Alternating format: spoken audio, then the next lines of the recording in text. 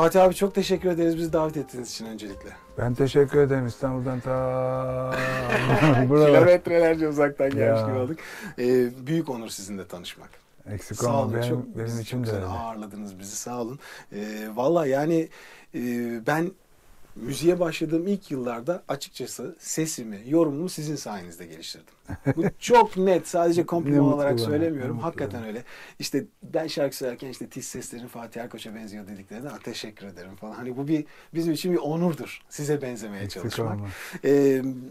Tabii bu kadar yıl sonra hani sizinle burada karşılıklı oturup sohbet ediyor olmak benim için onur, ama sizden ne öğreneceğim konusunda şu anda o kadar çok kafamda soru işareti var ki. Çünkü müzikle dop dolusunuz. Hangi birini öğrensem, ne yapsam? Ben kendim birkaç soru hazırladım. Size Tabii onları ki. yönelterek Tabii başlayacağım. ki. Ben de Buyurun. sen sorularını sormadan önce geçen sene benimle ilgili o Kör Kuyular şarkısıyla ilgili yorumun için çok teşekkür ediyorum. Bugüne kadar hiç böyle bir yorum, benim şarkı söylememle ilgili bir yorum duymamıştım. Hep çok methederler, çok güzel falan ama bu bambaşkaydı. Onun Teşekkür için ederim. Ben teşekkür ederim. O fazlasıyla bile az bence. Yani çok daha detaylı söyleyeyim ki o aslında şimdi bir an aklıma geldi. O kayıt ne kadar efsane bir kayıt Fatih abi. Çok. Ama galiba 2000 yılıydı o diye hatırlıyorum. Oradaki Tom Meister çok önemli. Şimdilerde daha gelişti tabii teknolojik aletler, kayıt cihazları vesaire. O zaman şimdiki kadar değildi.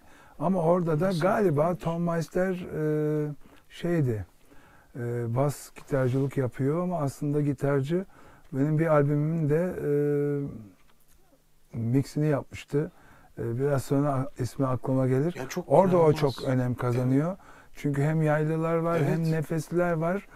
Akustik davul, bas gitar. Kesinlikle. Keşke bir de o gitar solo var orada. Synthesizer'dan biliyorsun bizim Firuz İsmailzade'nin yaptığı. O da sadece gitarcı olmuş olsaydı Yapsaydı. çok daha iyi olacaktı. Ya muhteşem bir kayıt. İyi ki öyle bir kayıt yapılmış. Bugün böyle bir Tabii. kayıt pek yapılmıyor aslında. Bu kadar canlı enstrüman kullanılmıyor artık müzikte. Yapılıyor galiba da. Hatta geçenlerde benim basın danışmanım Hüseyin öyle bir öneride bulundu. Belki daha küçük bir grup ama canlı çok güzel şeyler yapıldığını biliyorum.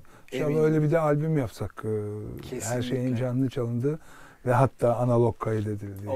Hatta belki kaydedilirken video çekildiği olsa, her şey canlı olsa efsane ötesi bir şey İnşallah. olabilir Fatih abi. İnşallah olur. Şimdi ben şöyle bir hafiften başlayayım standart sorularımla. Aslında standart dediğim şey pek standart değil, bakmayın. Şimdi müzisyen olmak, evet işte bir enstrüman çalmakla başlıyor ama Fatih Erkoç için, Fatih Erkoç standardında müzisyen olmak nedir? Standardı şuydu, babam Udi'ydi. Dolayısıyla ben 3-4 yaşlarında benim elime bir keman tutuşturdu. O keman da buralarda bir yerde duruyor, Öyle mi? okulda galiba. Hala duruyor mu? Evet. Dolayısıyla başka bir meslek sahibi olmayacağım o zaman belliydi. Annem hatta beni konservatuara kendi yazdırdığında ilkokul biterken başka bir şey olmayacağın belliydi. Hiç olmazsa okulunda oku, doğrusunu öğrenip müzisyen ol diye düşündüm demişti. Evet yani böyle 2-3 yaşlarında, 4 yaşlarında ki ben doğduğumdan beri işte babamın taş plakları vardı. Onlar da duruyor şurada bir yerde. O İstanbul Gelişim Planı'nın arka tarafında. Orada plaklar zaten var. Süper şeyler. Evet, benim Norveç'ten bile getirdiğim bir sürü plaklar var. Onları bir çeker aralarında. misin sen Muhammed? Dolayısıyla başka bir şey olmayacaktım. Müzisyen olacaktım. Dolayısıyla da başka bir meslek hani söylerler ya ne olmak istiyorsun? Doktor, mühendis vesaire. Futbolcu şimdi. Doğru. Tabii ne popülerse. Öyle bir şey bana hem sanıyorum sorulmadı. Çünkü herkes biliyordu başka bir şey olmayacağımı. Çünkü o yaşlarda hakikaten böyle kötü de olsa bir şeyler çalmaya başlamıştım. O plakları taklit etmeye çalışıyordum.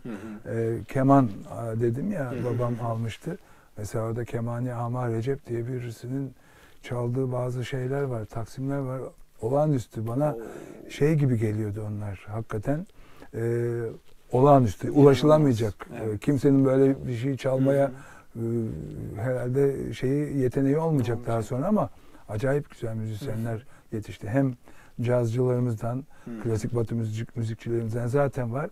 Hem de bu Türk sanat müzikçilerden, o enstrümanların müthiş çalanları var. Bu tabii ki gurur veriyor. Çünkü siz o kadar çok enstrüman çalıyorsunuz ki aslında standart ondan sordum. Şimdi bir insanın standardı bir enstrüman çalmakla başlar. Ben müzisyenim diye gezmeye başlar. Ama sizin standardınızda bu kadar çok enstrüman, bu kadar fazla bilgi. Yani standardınız, birine baktığınız zaman ya harika müzisyen dediğiniz kişi nasıl bir vasfa sahip?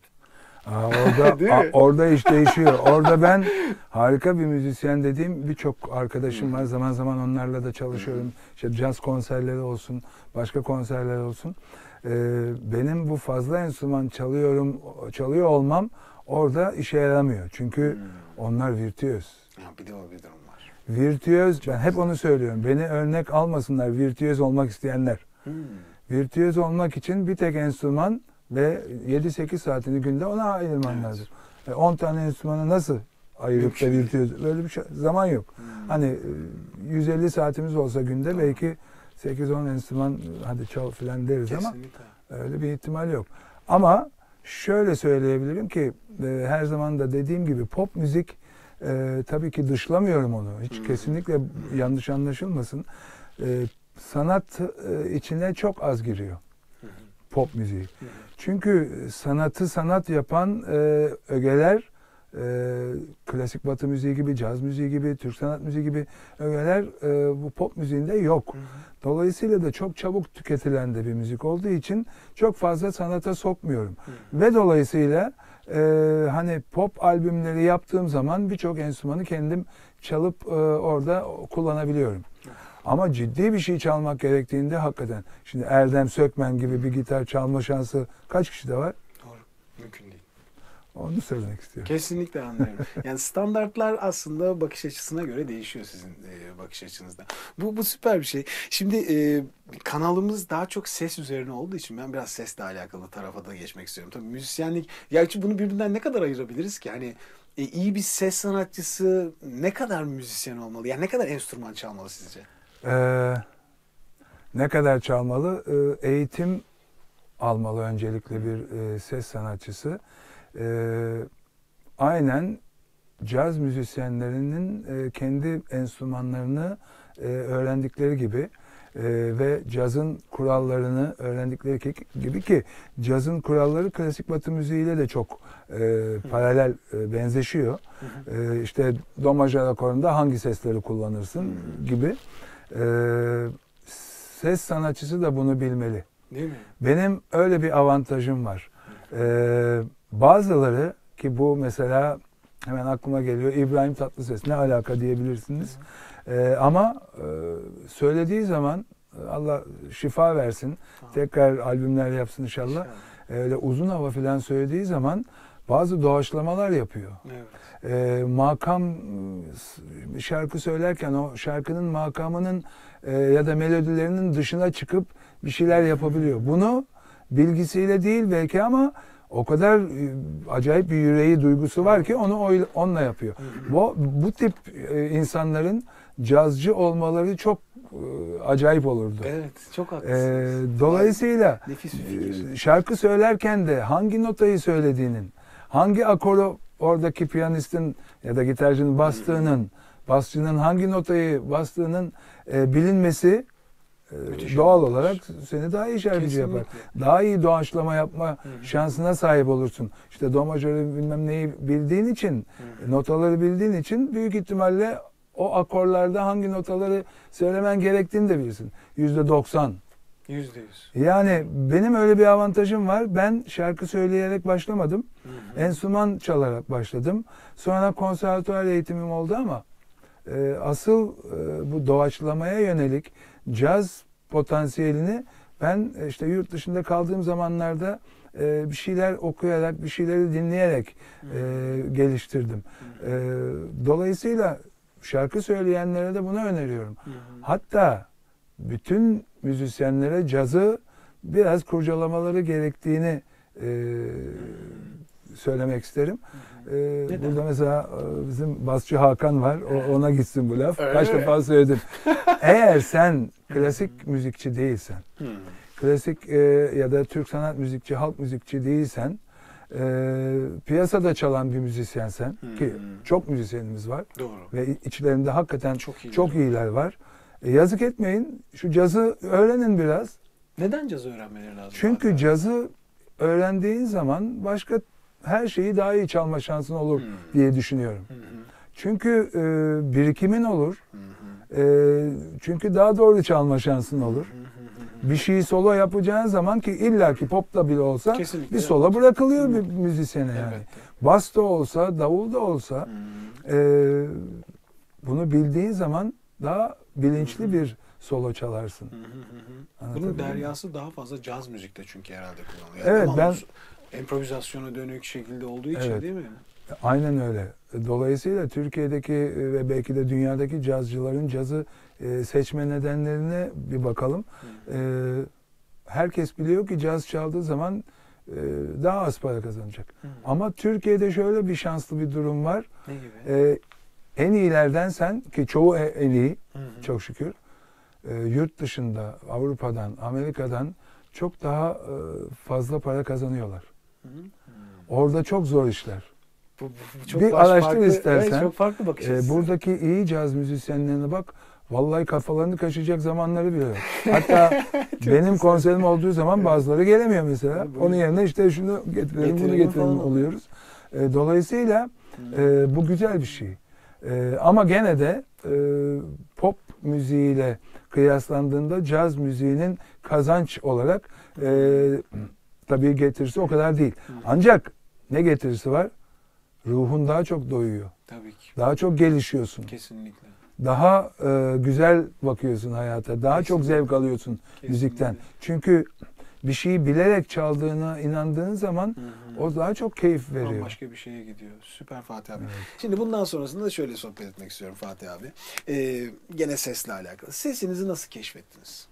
Herkesin farklı bir hikayesi vardır. Sizin bu keşfiniz nerede ve ne zaman oldu? Ya hakikaten benim sesim güzelmiş tepkisi. Ben sesimi keşfettiğimi değil ama başka şekilde şarkı söylemeye başlama nedenim olduğunu anlatayım. İlk başladığım orkestra, yani konservatuvarda öğrenciyken yatılı bir abi beni kaçırıyordu gece. Gece bekçisine 5 lira o zaman vererek. Hadi seni işe götürüyorum diye ilk gece 16 yaşındaydım. Ve çalmaya başladım. Ne çalacağımı da bilmiyordum ama zamanla oturdu. Yaklaşık bir sene geçti. Bu arada o orkestranın adı da rahmetli Suat Ateş abimin orkestrasıydı. Suat Ateş orkestrasıydı. İşte dans müziği falan çalan bir orkestraydı. Orada birkaç tane de zaman zaman iki solist olduğu oldu. Bir tanesi rahmetli Okay abi, Okay Öke. Öbürünün ismi aklıma gelmiyor. Tabii yarışma kazanmıştı o çocuk. Tom Jones'a benziyordu falan onun söylemesi de. O orkestrada ben bir sene geçti. Onlar söylüyorlar. İşte ben de trombon çalıyorum ama işte bir şeyler herhalde ilk günden sonra öğrenmeye başladım. Bir gün şarkı söylemek istedi canım. Sizin işte, canınız istedi yani. Evet. The Shadow of Your Smile diye bir caz standartı vardır. O dans müziğinde de rahatlıkla kullanılabilen bir şarkıydı o zaman. İşte slow dans ettikleri zaman. Suat Ateş'e, Suat abi dedim bir gün. Ya ben de şarkı söylemek istiyorum. Ama öbür iki şarkıcı söylüyorlar. Rahmetli Okay abi Fransızca, İtalyanca, İspanyolca ve biliyordu da o lisanları. İngilizce de. Büyük ihtimalle de bu Shadow of Your Smile'ı da söylüyorlardı. Ya da belki ben o zaman evimde işte pick-up var, plak var. Tony Bennett'in belki plağını dinleyip belki de oradan o şarkıyı söylemek istedim. Onu tam hatırlamıyorum ama Suat abiye gidip ya ben de bir şarkı söylemek istiyorum deyince yapma ya falan dedim. Ne söyleyeceksin? The Shadow of Your Smile. Tabii ilk gece söylediğimde herhalde detoneler bolcaydı. İlk öyle başladım. Yani kimse beni keşfetmedi. Ben söylemek istedim. Çok güzel ya. Ve söyleyince de ne kadar büyük bir keyif olduğunu Anladım ve bir daha da susmadım. Aa, çok, Allah susturmasın. çok keyifli, çok keyifli. Ses genişliğinizi tam olarak böyle net Empes'te ne var, Entiz'de nerelere Şimdi gidiyor? bendekinden önce ben şunu söylemeliyim. Bir şarkıcıda 2 oktav olmalı. Değil mi? Bir oktava atmalı yani. Evet, Şöyle. 2 oktav olmalı. Ama bazı pop şarkıları var ki şimdi pek görünürlerde yok ama Değil mi? Bendeniz vardı galiba, değil mi? Evet. Bir tane şarkısı var. Belki birçok. Hı. Yani atıyorum do'dan sol'a kadar. Hı. Başka nota 5 yok. nota. 5 nota. Doğru. Yani bir oktav bile değil Değil. mesela. Çok kısıtlı ama Hmm. bir şekilde dedim ya pop zaten kısıtlı bir müzik. Her şeyi kaldırıyor açıkçası. Dolayısıyla bir şarkıcı 2 oktav İki olmalı oktav. yani. Sizin peki genişliğiniz nedir? Benim de 2 oktavı bazen Bence geçtiğini hani düşünüyorum kafa ben. sesini de koyarsan Aha. iş farklı yere gidiyor ama göğüs sesinden bahsediyorum 2 oktav olarak. İşte la'dan la'ya kadar diyelim. La'dan la'ya kadar tam olarak gidiyor. Şu la'dan şu la'ya La'dan kadar. o la'ya kadar. Daha üstleri do'lar falan var mı? Bazen şarkılar çıktı var. oluyor. Mesela şeyde Kör kuyularda, Kör Kuyularda C var. C var. C sen de natural onu var. o gün Evet, bağırıyorsun evet, orada. Evet valla öyle bir keyifle bağırıyorum ki. Ancak o notanın çıkması veya bazen do'nun bazen re'nin çıktığını biliyorum. Hı hı. Sahnede olmasa da ben kendi kendime atıyorum. Denerken. Stevie Wonder'ı dinliyorum. Ha, O re'leri, mi bemolleri bağıran bir adam. Hı hı. Şekli böyle bir değişik gırtlak. Sanki kafa sesiyle karışacak Karışık gibi. gibi bir ses oluyor. Ama çıkıyor. Mesela Hı hı. o C öyle çıkıyor. Şimdilerde daha da öyle çıkıyor. Hı hı. Belki daha genç yaşta tam anlamıyla belki göğüs sesiydi o. Hı hı. Ama şimdilerde onu bağırıyorum bazen akustik kuartet konserlerimizde. O C'yi şeyde bağırıyorum özellikle. Kör Kuyuları pek çalıp söylemiyorum. Zorluyor beni diye. Hı. İsterlerse söylüyorum. Tabii. Şeyi söylüyorum. Rahmetli Cem Karaca'nın Of. Gecenin nemi Islak ıslak. düşmüş. Finalde de orayı bağırmaya çalışıyorum. Vay süper ya. Genelde çıkıyor ama sanki dediğim gibi belki de yeni öğreniyorum onu. Hı hı. Kafa sesinin bir kısmıyla zaten oraya çok yakın göğüs Hı hı. sesiyle kafa sesinin tam Karışımı. buluştuğu yerler gibi. Bir lezzet yakalamak aslında mevzu ya. Yani çünkü siz Türk müziği de söylüyorsunuz, sanat hiçbiri Evet. birbiriyle aynı şekilde söylenmiyor ki yani. Her birinin farklı Evet. bir lezzeti var Aynen, çünkü. aynen Belki birinde öyle. daha sert, aslında daha yumuşak. Ama ben şunu söylemek zorundayım. Mesela şimdi bir konserimiz olacak. Okulumuzun Türk Müziği Korosu var. Nisan'ın 18'inde galiba. Orada da ben solist olacağım. Hı hı. Konuk sanatçı daha Hı hı. doğrusu. Gene Türk sanat müziği söyleyeceğim. Uzun zaman söylemediğim zaman ya da yeni belki bir şarkı söyleyeceğim zaman bu gırtlak hazır olmuyor ona. Oo, değil mi? Biraz çalışmak gerekiyor. Isınma. Bazen name Hı. yaparken bocaladığımı hissediyorum. Hmm. O çalışmayı yapmamışsam. Bu kadar farklı türlerden kaynaklı olabilir mi? Yani gırtlak Ama işte her yorum Değil yaptığın mi? enstrüman olsun, Evet. müzik tarzı olsun biraz zaman ayırman lazım. Bir gün de öyle telefon etmişti bana amca İlhan Şeşen. Ben sevgilerimi yolluyorum ona. Çok seviyorum onu. Görüşemiyoruz. Yazın görüşürüz inşallah Bodrum'da. Ya diyor sen ne güzel gitar çalıyorsun diyor. Bunu niye söyledi? Bir gün KOS'a gittik. Böyle bir yarış vardı. Biz de yarış dışı olarak gittik. Hı. O gece de orada 100 kişi falan hem yemek yendi hem gitarlar gelmiş oraya. Sarper Semiz arkadaşım var. Onu da çok Oo. seviyorum. O çok güzel çalıp söylüyor. Amca orada. Hı hı. Amcanın şarkılarının hepsini de çok iyi biliyor Sarper. Arada da ben gitarlardan birini aldım. Amca söylüyor mesela. Sarper çalıyor. Öbür gitarla da ben bayılıyorum onu yapmaya. Of. Öneriyorum herkese. Nedir? O çok büyük bir zevk. Aha. Hiç bilmediğin bir amca şarkısı bile olsa aralarda araname gibi Araname. doğaçlama yapıyorum. Oo. Bazen de solo bırakıyor mesela bana. Sarper'in çaldığı akorlara göre solo yapıyorum. O müthiş bir zevk veriyor. O caz işte yani. Hı hı. Amca o gecenin ertesi günü aradı beni işte. Ya nasıl çalıyorsun dedi. Abi dedim ben arada çalışıyorum. Enstrümanı yalan söyleme bana falan dedi. Vallahi çalışıyorum. Hakikaten ben işte stüdyom var. Orada gitar var.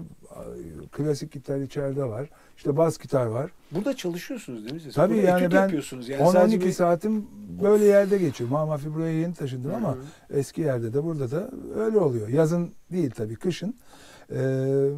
Dolayısıyla peki nasıl çalıyorsun? Hani bilmiyorum diyorsun bazı şeyler. Amca dedim sen de çalabilirsin. Böyle bir şeyler çal, bir pozisyonu bul. Baktın yanlış gibi bir nota oluyor. Bir perde ya ileri ya geri kaydır. Bak çok iyi olacak diyorum. Çok hoşuna gitti bu fikir. Böyle bir güzel de anımız var. Dolayısıyla gitar çalmayı çok o şekilde, o güzel 3-5 tane akorlu şarkılarda bol improvizasyon ve geliyor. deneme aslında. Yani sizin yolunuzla yani bir şeyleri deneme, kurcalama, uğraşma. 12 saat burada vakit geçiriyorum diyorsunuz. Yani Evet. şaka değil bu. Evet. 12 saat biz ama içinde. bu iş farklı bir iş. Mesela ben inanıyorum ki yani belki şey olabilir, istisnai durumlar olabilir. Hani mesleğini evine getiren başka bir meslek var mı? Yok, değil mi? Muhasebeci belki arada getirip bir hesap kitap yapıyordu ama bizim mesleğimiz hem mesleğimiz hem aynı zamanda bu hobi. Hobi olmazsa 10-12 saat bu odada ben kalmam. Ben artık şey diyorum yani hobi de değil bu. Tutku diyorum yani. Bu büyük Tabii bir balık, ki. başka hiçbir şey değil zaten. Hobinin tutkuya dönüşmüş şekli ve arada da bir şeyler çıkıyor. Evet, kesinlikle. Ve ilerletiyorsun kendini. Kesinlikle Fatih abi. Yani müzikle ilgili konuşacak o kadar çok şey var ki hani müziğin ilaç olması diye bir mevzu var. Benim çocukken annemin bana söylediği laf. Evet. Ya bu müzisyenler oğlum hiç yaşlanmıyorlar. Yani nasıl oluyor bu? Ne olur ileride sen de müzisyen ol dedi. Hakikaten ya kendi panzehriyle beraber yaşayan kişidir müzisyen. Ben hep böyle Aynen öyle. Bak İlham Gencel abimiz sanıyorum 90 maşallah. 95 mi? 97 mi? Ya. Hala arada sahneye çıkıyor biliyor musun? Of. Allah sağlık versin. 120 yaşına, 130 yaşına kadar yaşa ve sahneye çık İlham abi. Süper. Bizde örnek teşkil etsin bizim için de. Kesinlikle. Sağlığımıza, sıhhatimize dikkat edelim. Hakikaten bu güzel bir mevzu zaten. Evet. Az önce sohbet de ediyorduk Fatih abi. Bu sigara, alkol, sahneye çıkarken aldım, çıktım. Bunlar ne kadar etkiliyor bir müzisyeni? Öyle iyi müzisyenler biliyorum ki zaman zaman çalıştığım, zaman zaman da çalışmadım ama var olduklarından haberim olan bu kötü alışkanlıklardan dolayı müzisyenliklerini de hayatlarını da ve aile yaşantılarını da berbat ettiklerini bildiğim bir sürü insan var. 3 aşama. Müzisyenlik de gidiyor. Kendi hayatları da, Evet. ailesi de, her şey de. Onun için fırsat bulduğum zaman o iyi müzisyenlere ki çoğu iyi ama bazıları biraz daha öne çıkıyor. Volkan Öktem.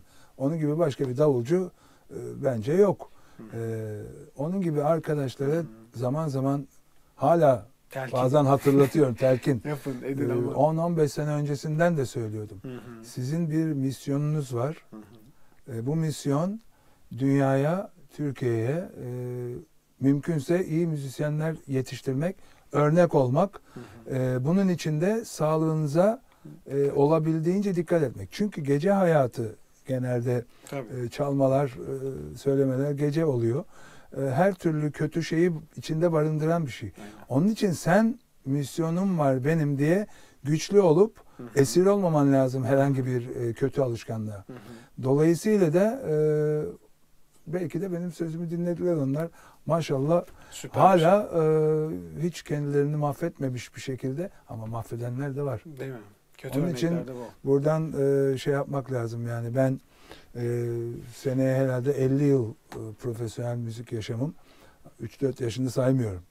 Sahneye çıktım o 16 yaşından bugüne geçen itibaren ve bu 50 yılda çok şey gördüm, çok şey duydum, biliyorum. Lütfen gençler benim bu söylediklerimi kale alsınlar. Eğer hakikaten çok yetenekli müzisyenler ya da müzisyen adaylarıysa Allah'ın onlara bir bahşettiği bir şey var. Onu misyon olarak edinip sağlıklarına, sıhhatlerine dikkat edip örnek bir sanatçı, müzisyen olmalılar. Süper, süper Fatih abi. Şimdi farklı sorular soran arkadaşlarımız var. İşte diyorlar ki mesela siz çok iyi bir bestecisiniz. Estağfurullah. Çok iyi bestecisiniz. Yani bugün hala söylenen, dinlenen birçok şarkının sahibisiniz. Kör kuyular Kör kuyular, ellerin bomboş, saymayla bitmez bu iş herhalde. İyi beste yapmanın formülünü soruyorlar size. Nasıl yapıyorsunuz? Ya önce söz mü yazıyorsunuz? Önce müzik mi yapıyorsunuz? Nedir? Yani sizin formülünüz nedir? Yani buna bir formül konulabilir mi bilemiyorum. Şuna konulamaz en azından. Hani hit şarkı. Şimdi herkesin isteği Hit şarkı. Yani müzik değil mi? bugüne kadar var olduğundan beri insanların kabul edeceği hit şarkı yapmak. Kesinlikle. Yani pop müziğinde özellikle, ki cazda bile bu var. Mesela Take Five diye bir şarkı var, eser var. Sanıyorum zamanda 7 milyon kopya satmış. Of. Ama bugüne kadar herhalde 20 olmuştur. Tabii. O bahsettiğim benim işte gençlik yıllarımdı. Cazın da böyle hitleri var. Caz parçasının bu kadar satması onun hit olduğunu İnanılmaz, gösteriyor. Ama mesela bazı cazcı arkadaşlar var. O parçayı çalmaktan çekiniyorlar. Basit geliyor onlara. Basit. Daha zor şeyler var. Belki de biraz basit olduğu için, çok özgün olduğu için hit oldu. Pop müziğinde daha çok hit var. Hepimiz hit keşke yapabilsek. Bunun bir formülü yok. Ama güzel şarkı yapmanın formülü, belki hani güzel bir soru sordun. Belki formülü olabilir. Bir kere benim düşündüğüm çerçevede tamamen samimi olmalısın duygularınla. Evet. Bilgin de varsa o bilgiyle duyguları harmanlayacaksın. İşte akorlar olacak, bilmem ne olacak. Ama mesela ellerin bomboş dedim. Oradaki armoniler bazı müzisyen arkadaşlarım tarafından, mesela onlarla röportaj yapsan 3 tane akor, 4 tane akor var. Çok basit. Doğru. Ama şunu da unutmamak lazım ki güzel ve basit bir şey yapmak çok kolay bir iş değil. Evet. Dolayısıyla duygularınıza güvenin. Eğer bilginiz de varsa, müzikal bilginiz, onu da işin içine katın. Bilginiz yoksa duygularınıza güvenerek melodiyi yapacaksınız, sözü yazacaksınız, sonra işte belki armonileri koyacaksınız. Benim belli olmuyor. Ben hiç enstrüman olmadan yazdığım bazı şarkılar, bestelerim de var. Enstrüman olarak yazdıklarım da var. Kimi zaman işte böyle piyanoda otururken bir şeyler çıkabiliyor. Kimi zaman gitar çalarken çıkabiliyor. Belki böyle bir şeyle oynuyorsun, bir phrase tutturuyorsun. Onun üstüne bir melodi geliyor. Ya da bazen bir söz geliyor. Onu müzikleyeyim diyorsun. Siz akışına bırakıyorsunuz aslında. Evet, Zorlamadan. yani ben bilgimle duygumu birleştiriyorum. Tabii ki bütün yaptıklarımdan hoşnut olmuyorum. Burada da Kayahan'ı örnek almak lazım, rahmetliyi. Nasıl? Onun bir kere evine gittiğimi hatırlıyorum ve çalışıyordu. Bir şarkıyı 55 defa değiştirdiğini söyledi. Allah'ım. Ta ki En son. %100 mutlu olana kadar. Sözüyle, müziğiyle, sözler. Mesela Kayahan'ın hiçbir şarkısı yok ki sözle müzik oturmasın. Çok haklısın. Prozodik hatası Yok. olmayan büyük ihtimalle tek besteci o. Evet, çok haklısın. Ya da söz yazarı, besteci. Dolayısıyla sizin gönlünüzün, bilginizin, kafanızın kabul edeceği yere kadar değiştirin gerekiyorsa. Benim o kadar sabrım olmuyor bazen. Benim hiçbir şarkımı beğenmediklerim de var tabii ki. Ama 50 defa değiştirdiğim öyle bir sabrım yok. O sabır işi. Çünkü başka bir sürü şey de yapıyorum. Doğru. Yani mesela Kayahan besteliyordu, söz yazıyordu, okuyordu. Doğru. Bir de ben şimdi düzenleme yapıyorum. Bu aletleri düşünmek zorundayım filan. Kesinlikle. Deli gibi bir iş. Beni o anlamda çok da, yani bir de Tom Masterlik. Doğru, oraya da giriyor değil mi? Siz Yani, mixlerini de yapıyorsunuz. Ama bu işte hobi kısmının da bir kısmı.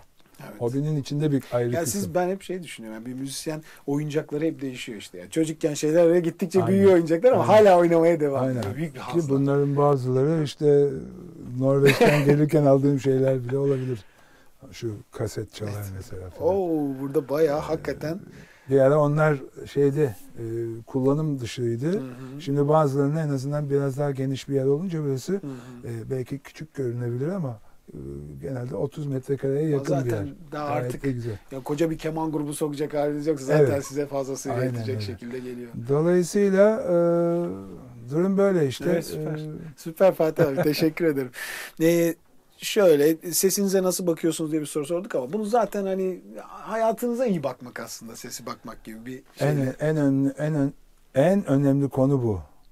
Bazen gripal enfeksiyon olup da ses kısıldığı zaman Bitti. evet yani ölüm Evet. yani bitse ölsen Daha iyi değil mi? aynen öyle. O kadar. En azından Çıkmayan bir ses. ölmüş olacaksın ve bir sıkıntı çekmeyeceksin. Ama o sesle sahneye çıkmak Değil zorunluluğu mi? varsa Of. o işte ölümden beter. Bir kere çok komik ve çok Nedir? garip, Whitney Houston'ın, toprağı bol olsun onun da, bir konserini yayınlıyor televizyon. Abi ablanın sesi yok. Arkasını dönüyor, bir şey yapıyor. Arkada Allah'tan vokalistleri bir şey Var. ama yani sağır olan bile anlayacak onu görerek Allah yani. Allah. Bunu nasıl kotarıp da yayına soktular o konseri bilemiyorum. Çok acı verici bir şey. Zor. Yani ben onun İzlerken için acı değil mi? çektim. Fatih abi, çocuklarla ilgili bir albüm yaptığınızı ben dinledim. Evet. Benim de 1 yaşında bir kızım var. Allah Bir gün bağışlasın. teşekkür ederim. Bir gün böyle şeyde, galiba Joy Türk'teydi. Dinlerken bir baktım Fatih Erkoç şarkıları çalıyor. Fatih Erkoç'un sesi var öncelikle, yani bir çocuk şarkısında. Nereden aklınıza geldi? Nereden aklıma geldi? Okulum var biliyorsun. Bir müzik kursunuz var şu anda zaten evet. sizin burada, değil mi? Fatih Erkoç Sanat Akademi diye. Bursa'da. Evet. Orada da çok değerli birçok öğretmenim var ama bir tanesi çocuklara ders veren Damla Hoca. Dolayısıyla sıfırla işte 4-5 yaş arası diyelim. Kendi gruplarına göre işte 1 yaş, 2 yaş grubuna göre sınıfa giriyorlar. 5-6 kişi olarak giriyorlar ve Damla Hoca onlara erken çocukluk dönemi eğitimi veriyor. Orada da benden bazı şarkılar istedi. Hem o dersi veriyor, o şarkıların içinde de hem onlara öğretici olması açısından işte meyveler, hayvanlar, yavruları vesaire bazı müzikal terimleri öğreten şarkılar, kısa şarkılar zaten. Dolayısıyla bana mesela arada şöyle bir sözle ilgili bir şarkı yapar mısın Fatih abi diyor. Ben de oturdum, yaptım, ettim. Sonra da yaklaşık böyle 20 tane falan yaptıydık. Sınıfta onları çalıyordu zaman zaman. Sonra birileri dedi ki albüm yapalım. Çok iyi fikir. Çok. Galiba toplamda da 34 tane falan şarkı oldu. Bir iki tanesi gerçekten benim çok hoşuma gidiyor. Mesela Kelebek Kanatlarım diye daha uzun bir şarkı var. Piyano ve benim sesim. Çok çok güzel duygular içeren bir şarkı. Ve hatta geçen sene editörüm dedi ki, sevgili Erdem Uyanık, sevgiler buradan, en çok dijitalde satan senin bu çocuk albümü diyor. Buyurun. Çok çocuk yapıyoruz. Dolayısıyla da En çok duyan alıyor. İsmimiz de güzel. Kesinlikle. Hakikaten çocukların, bak sen bunu zaten biliyorsun, müzisyen de olduğun için, anne karnında başlıyor bu eğitim. Değil mi?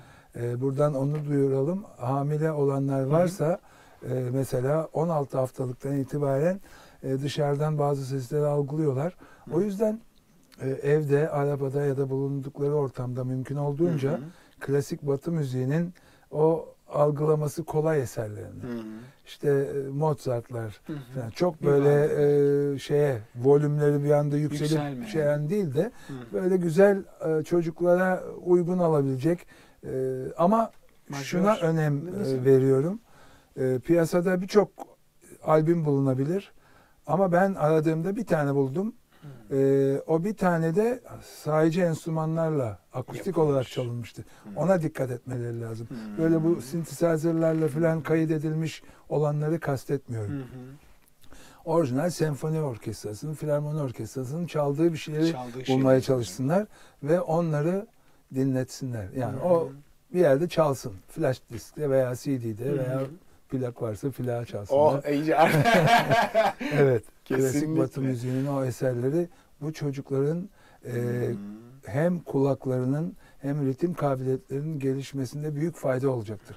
Tabii doğduktan sonra da bu Değil mi? devam etmek Değil mi? koşuluyla ve fırsatları varsa da böyle bizim okul gibi işte anaokullarında da Orff metodu falan diye Evet, kaç geçiyor. yaşında başlanıyor Fatih abi? İşte Yani yaşı yok. yaşı yok. 16 Anne karnında haftalıktan. diyorum ya. Çok haklısın. Ya bana en çok şeyi soruyorlar bu herkes işte. Ya benim bir kızım var. Ya ben bunu müzisyen yapacağım ama nasıl yapacağım? Mesela çok basit bir soru. Sizin de hazır böyle bir kursunuz varken. Bu çok önemli. Yani çocuğunuz müzisyen olmasa bile ileride başka bir meslek Tabii seçecek. ki. Ben doktor olmasını, mühendis olmasını istiyorum dediğinizde belki de daha da önemli. Çünkü doktorlar zaten çoğu hep bir enstrüman çalar. %100. Bu eğitimden geçmeleri, doğduktan sonra da bu eğitimin benim işte okulda yaptığımız gibi benzer bir eğitimden geçmeleri onların ileriki evrelerinde acayip faydaları olacaktır. Şöyle bir örnek vereyim. Shinichi Suzuki diye bir 100 küsür yaşında vefat etmiş bir Japon var. Onun ufacık bir kitabı var. Bulurlarsa okusunlar. Shinichi Suzuki. Orada yazıyor. Bir hanım geldi bana diyor. Kucağında da uyuklayan işte 5 aylık bir bebek.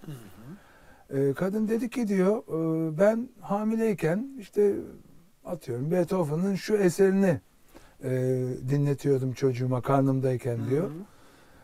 Çocuk böyle uyukluyor orada. Alıyor kemanı eline Suzuki Bey. O eseri çalmaya başlıyor. Çocuk açıyor gözlerini böyle aranıyor. Of. Anlatabiliyor muyum? Anne karnında duymuş. Doğduğu zaman işte 5 aylık olmuş ve duyuyor o eseri ve arıyor. İlgisini çekiyor. Evet. Ve adam diyor ki bu eseri mesela bu çocuk 40 yaşına gelsin. Bir sıkıntısı olsun. İşte stresi olsun. Bu müziği koysun. Hemen rahatlayacak. Müthiş bir şey. Anlatabiliyor muyum? Kodlarına işleyebildiğiniz Aynen. bir bilgiye sahipsiniz. Ayrıca okullarına devam ettiklerinde de işte fen derslerinde bu tarz eğitimden geçmiş olanlar daha da başarılı oluyorlar.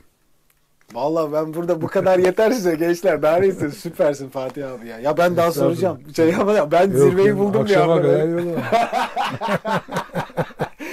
Vallahi şahane. Şimdi siz başka ülkelerde de yaşadınız, çalıştınız, ettiniz. Türkiye'deki müzik eğitim sistemleriyle oraları küçücük kıyaslasanız. Çok genel. Hani böyle dalarsak ciddi başka şeylere gitmesin istiyorum ama çok küçük bir kıyaslama yapsak. Emre'cim Avrupa'da, Amerika'da olanların bazıları bizden iyi. Bazıları bizden iyi değil. Bazı konular diyelim. Sadece müziği kastetmiyorum. Evet, genel olarak. Ama eğitim olarak mesela duyduğum o. Finlandiya'da da bir ay çalıştığım bir dönem oldu. Ama bilmiyorum. Şimdiki aklım yoktu o zaman. Şimdiki aklım olsa bazı şeyleri başka türlü araştırmak isterdim. Ama mesela eğitim sistemi Finlandiya'nın dünyadaki en iyi eğitim sistemi diyorlar. Bilmiyorum.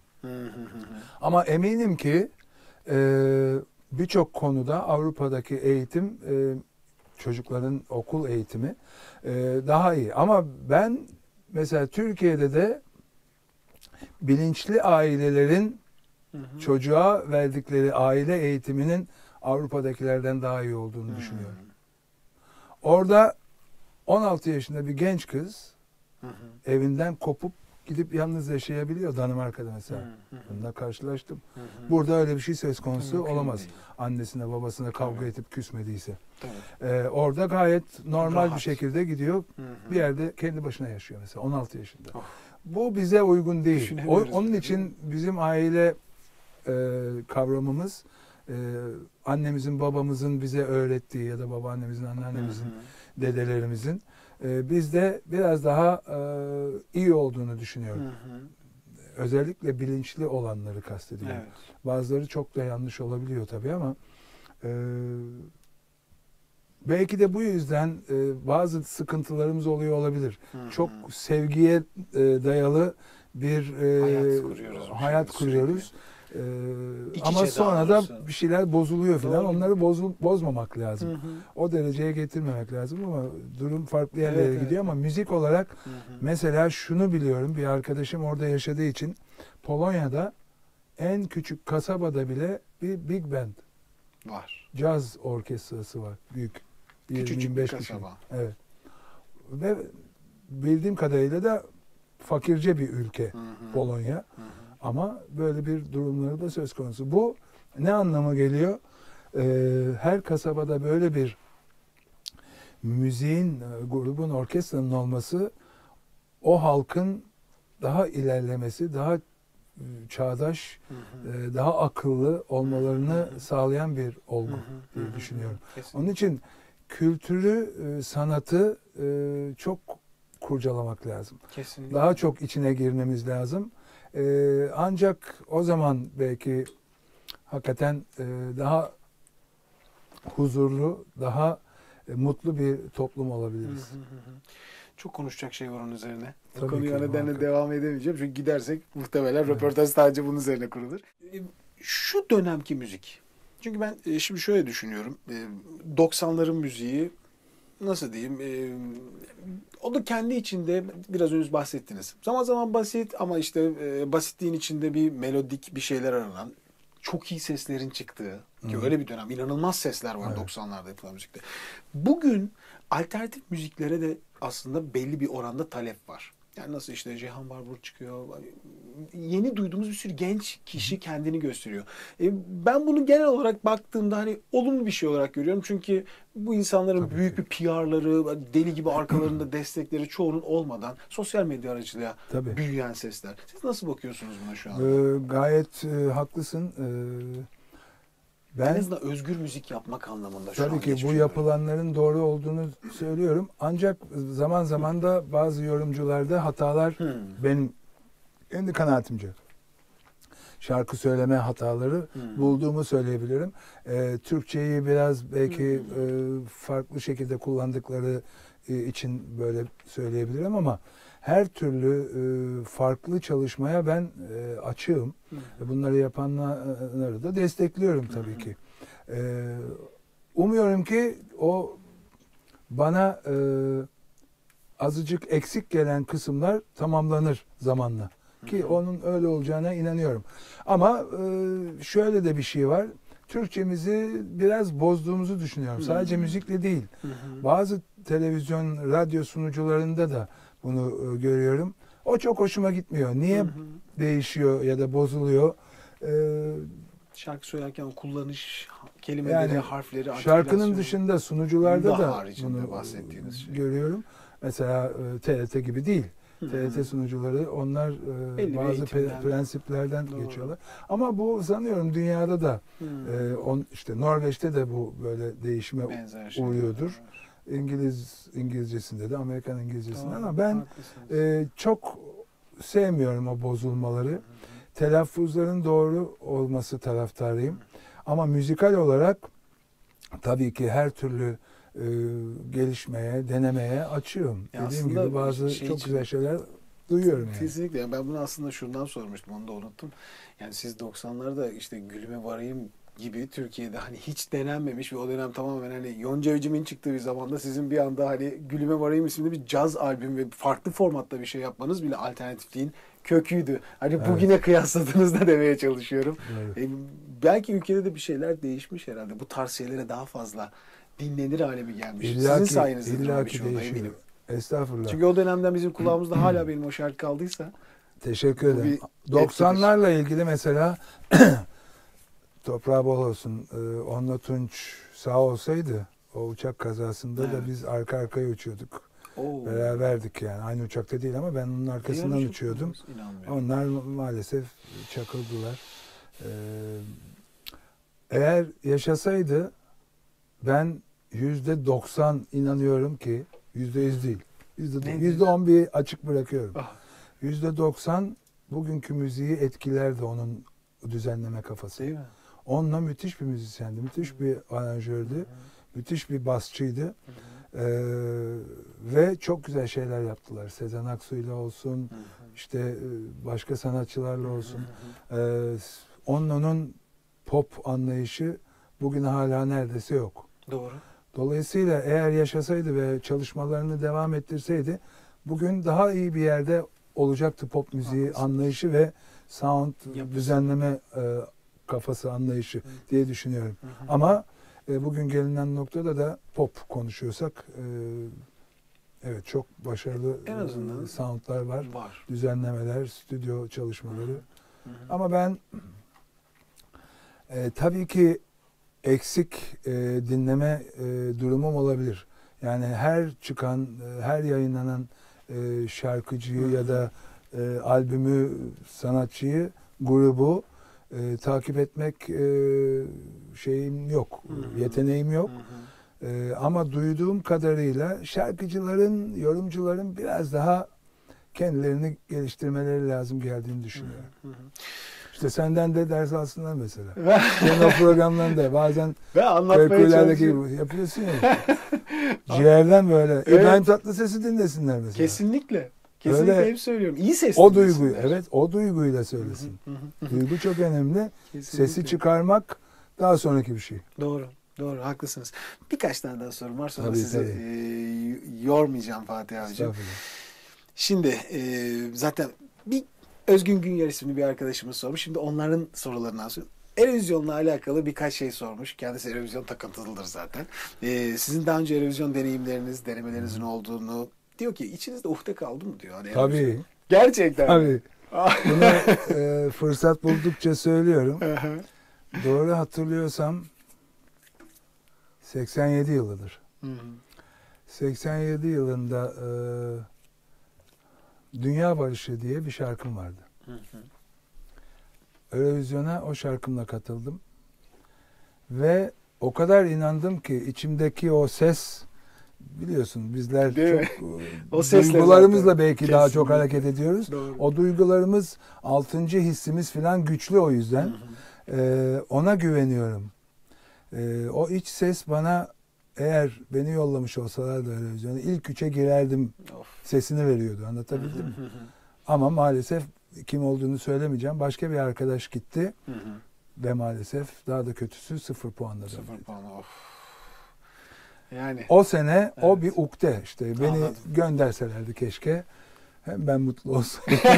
Herkes mutlu olsaydı. Yorumculuğumu da çok güzel gösteren bir şarkıydı o. Şarkı kaydı yok henüz. Yani bende bir yerde o zamanki kayıtlardan var ama albümlere girmiş bir şey yok. Şöyle girecek kısmet olursa, projelerinden bir tanesi hiç duyulmamış şarkılarından oluşan senfonik bir albüm. Müthiş. Tamamı canlı olabilecek. Çok güzel şarkılar var. Hatta bir ara Malezya'ya gittim. TRT beni yolladı. Oradaki şarkı yarışmasında bir şarkımla katıldım. Ve oradayken 14 gün eşimden ayrı kaldım. 89 yılıydı galiba. Ve oradayken bir şarkı yaptım. Hayda. Döndüğümde de onu gitarla çalıp söyledim. Daha doğrusu çalamadım, söyleyemedim.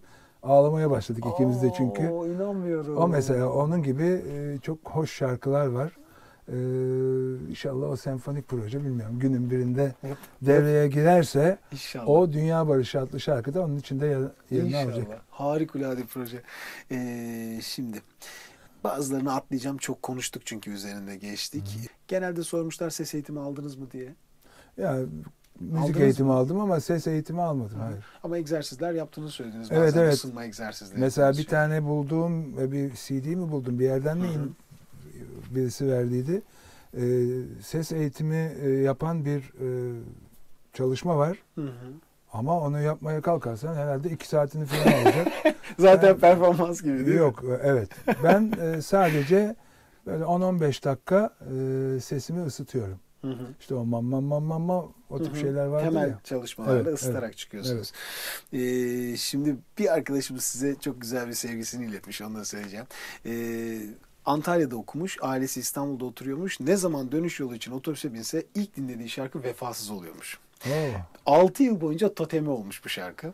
Bütün zor sınavları, üzüntüleri, sevinçleri ilk o şarkı ile taşıdım diyor yol boyunda. Benim sorum bu şarkı ile ilgili demiş. Bu güzel şarkının hikayesi nedir? Kendi için merak etmiş çocukları. Ben de merak ettim. Tabii ki.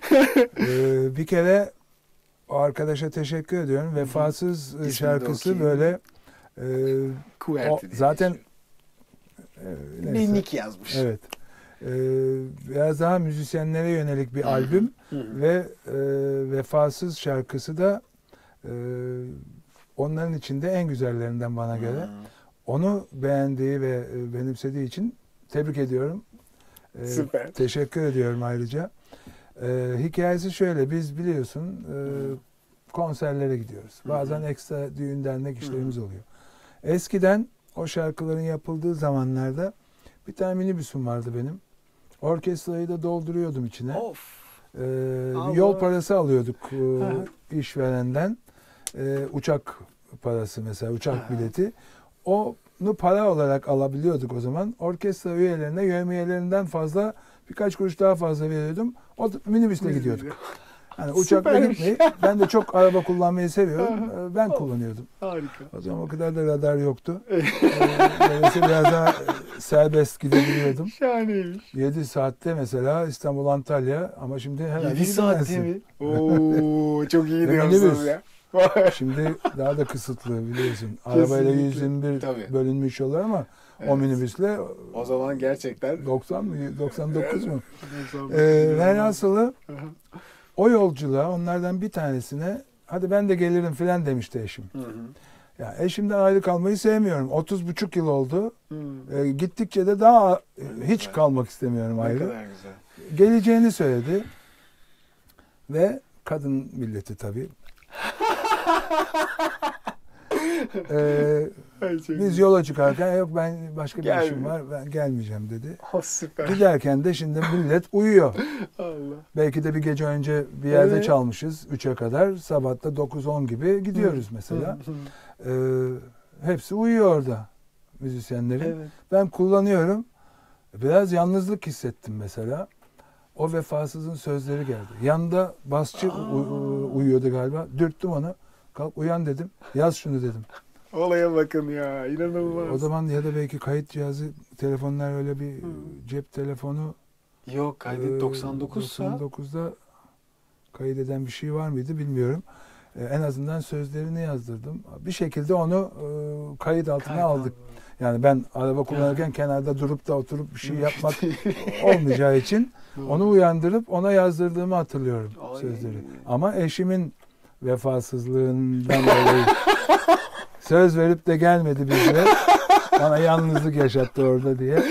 Şahaneymiş. Ama yolda yapıldığı belli. Bak çocuk da yolda sürekli ben dinliyorum demek. Tamam. Etkisi bu olmuş. Demek güzel bir yol şarkısı ya. Bu çok Bence harika. her türlü olur. Yolda da olur. Ama bu Ellerin Bomboş albümü için bana çok söylediler o zaman. Kimle karşılaşsam işte İstanbul'dan Bodrum'a gidiyor, İstanbul'dan Antalya'ya gidiyor, İzmir'e gidiyor. Evet. Bütün yol boyunca kaset o zaman. Doğru. CD de çıkmıştı ama dönüyor, tekrar dönüyor, tekrar dinliyoruz bitene kadar yol diyor yani. O inanılmaz bir albümdü. Yani bir tane boş yok dönemidir o yani. İnanılmaz hakikaten. satışlar vardı ne güzel o zamanlar. Değil Şimdi mi? onların 10'da birini değil, Mümkün 20'de değil, birini evet. bulsak 20 takla atacağız. Mümkün değil. Çok haklısınız. Çok acayip bir dönem şu anki dönem. Şimdi soru bitmez Fatih abi. Dedim ya size sormak istediğim şeyler de bitmez. Ama 2 tane şeyle bitireceğim. Ellerin Bomboş'un hikayesi nedir? Belki çok anlatmışsınızdır ama ben şimdi merak ettim. Tabii bazı şarkıları yaparken onlarla ilgili bir şeyler varsa not almamış olabiliyorum. Bu da onlardan biri. Çok net hatırladığım bir şey yok. Evet. Ama eşimi düşünüp yazdığım bir şarkı olduğunu söylemeliyim. Eşime çok şarkı yazdım. Bu son albümde 7 tane mi 8 tane mi ona yazılmış şarkı var. Daha da çok. Dolayısıyla Ellerin Bomboş da öyle bir şey. Yani kendimi güzel konsantre olup da bir ruh haline sokabildiğim zaman güzel bir şeyler çıkabiliyor. Ben de bazen şaşırıyorum. Ellerin Bomboş dahil olmak üzere bazı şarkılarımı sonradan ulan ben bunu nasıl yazdım dediğim yani çok güzel hakikaten diyorum içimden mesela. Ama o sırada çıkmış. Ama evet böyle bir ilham perisi var demek ki. Dediğim gibi hatta bazen konserlerde söylüyorum. Sevdiğiniz insanı hayal ederek güzel bir şeyler çıkarabilirsiniz ortaya. Yani beste yapıyorsanız beste, şiir yazıyorsanız şiir. İyi konsantre olmak ve o sevgiyi içinizde hissetmek önemli olan. Eşim de evlendiğimizden bu yana hakikaten bizim evliliğimizin bu kadar uzun sürmesinin en büyük etkeni o kendisi. Yoksa ben zor bir adamım. Süper. Dolayısıyla onun için yazdığım şarkılardan biri Ellerim Bomboş'ta.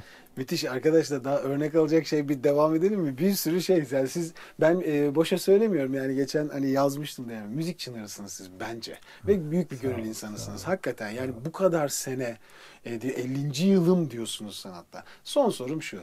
Kalıcı nasıl olunur Fatih abi? İşte biraz önce onun... Bir kalıcı müzisyen, sanatçı nasıl evet, olunur? Biraz önce onun bir kısmını söyledim.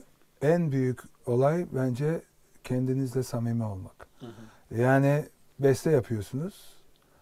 Şöyle düşünmeyeceksiniz besteye başlarken. Ben ne yazayım da hit olsun. Hı hı. Sen kalbindekini önce ortaya koy. Hı hı. Ondan sonra hit olması için başka noktaları düşün. Dolayısıyla samimiyet çok önemli. Hı hı. Abartılı bir şey yapmamaya çalışmak lazım. Sen için neyse şarkın da öyle olmalı. Hı hı. Tabii ki çok çalışmak. Kayağını orada örnek almak, Değil mi? rahmetliyi. Değiştirmek gerektiğinde 50 defa da değiştir. Üşenme. Bir yeri tam mutlu olana kadar değiştir. A'sını değiştir, B'sini değiştir, sözün bir kısmını değiştir. Ne yapıyorsan yap ama Hı hı. sonunda seni tam anlamıyla mutlu olabilecek Hı hı. bir yere getirsin Hı. yaptığın şarkı. Hı hı. Ya da çalıştığın enstrüman, cazcıysan etüt yapıyorsun. İşte bazı eserler çalıyorsun, solo yapıyorsun. O yaptığın sololar, doğaçlamalar ben şu anda yaptığım zaman mutlu değilim. Çünkü uzun zaman ayrı kalıyorum. Çalışma yapamıyorum. Evet. Hasta olduğum zaman neredeyse trombonu bıraktım. Hı hı. Dolayısıyla da geriliyorsun. Doğru. Yeni başlamış birisi gibisin. Nankör. Kafada var bir şey ama burada yok. Dolayısıyla ara vermemek lazım. Evet. Sürekli olarak kendini geliştirmeye, çalışmaya devam etmek lazım. Bir şey daha söyleyecektim. Başlarken aklımdaydı ama gitti. Yani Emek vermek lazım. Emek Fatih vermek lazım. Emek Yani vermeden hiçbir şey hiçbir olmuyor. değil mi? Yani bir günden bir güne dünyanın en büyük yeteneğine de sahip olsan Hı hı. bir günden bir güne bir şey olamazsın. Hı hı. Yıllar, hatta bir şey duydum doğruysa, bu doğu tarafında belki Hindistan'da filan, bir müzisyen sahneye profesyonel anlamda çıkmadan önce 40 sene geçmesi lazım diyorlar. 40 sene Kendi sahneden uğraş- önce çalışacak, edecek. Böyle bir şey var mı? Ama 40 Mankenler sene var.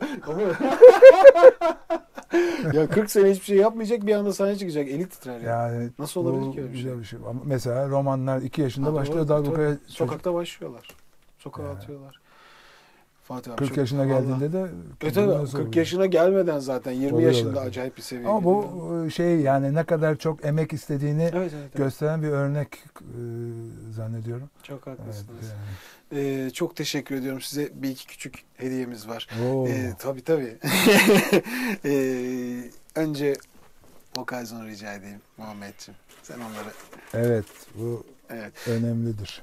Evet. Hem de bayağı ne o? Vokal Zone'un size aile boyu. özel bir paketi var. Bu her dönem kutularını ve içeriğlerini değiştirmişler. Onları size gönderdiler. Çok teşekkür özel bir ediyorum. paketi sizin için. Vokal Zone'u zaman zaman da Kullanıyor kullanıyorum musunuz? tabii ki. Aynı şekilde. Bir de onun altında bak büyük bir poşet var. Onu da rica edeceğim. Alo. Kusura bakma Muhammed, seni Güzel. de koşturuyorum ama. Sen istersen kamerayı bırak rahat. Şunu da rica edeyim. Bu da koton. Size koton, bütün kanaldaki bütün kıyafetlerim kotondan. Size özellikle kıyafetler gönderdiler. Çok sizin teşekkür ediyorum. Harikasınız. Valla yani Harikasınız. bilseydim size ayrıca plaklar da getirmek isterdim ama bir söyledim ya, bir arkadaşım plak yapıyor. İstediğiniz herhangi bir albümünüz varsa sizin Seninle için kontağa özel. geçeceğim Lütfen, o anlamda. lütfen, Var zevkle. tabii ki. Lütfen. Benim son çıkarttığım caz albümü, biraz ses yapıyorum ama. Abi buyurun yapın. Bakacağım içine. Bakın lütfen. Öyle. Ne kadar Sizin motor güzel. kullandığınızı da çok sevdiğinizi de ben Harika. duydum. Belki Çok işe yarar. orada işinize yarar, şey Aynen. yaparsınız, boynunuzu korursunuz. Çok teşekkür ediyorum. Ben teşekkür ederim. Harika. Mikrofonu kapat, tamam. Alo. Çok Süper. teşekkür ediyorum. Ne demek, biz teşekkür ederiz. Bir Eksik küçük daha olma. var, onları da incelersiniz. Onu da başka zaman açalım. Bu da benim bir albümüm nacizane. Sizin çok teşekkürler. Çok sevinirim. İstanbul gibidir aşk en son yaptım albüm. Çok teşekkür ederim. Eksik olma. Fatih abi. Buraya kadar geldiğiniz için tekrar teşekkür ediyorum. Muhammed'e ve sana Emre. Tekrar görüşeceğiz inşallah. Biz teşekkür ederiz Fatih abi. Bizim gitmeye hiç niyetimiz olmaz buradan. Yani bazı yerlerin kapısında bulunmak lazım. Her zaman bulunmak eksik lazım. Olma, Fatih abinin yanında öyle bir yer. Eksik Gençler. Olma. Yani Fatih Erkoç. Başka teşekkür ederim. Bodrum'a da bekliyorum yazın. İnşallah. Tekneyle bir tur atalım. Of rüya olur. Tabii, çok teşekkürler. Sağ olun abi. Teşekkür ederiz.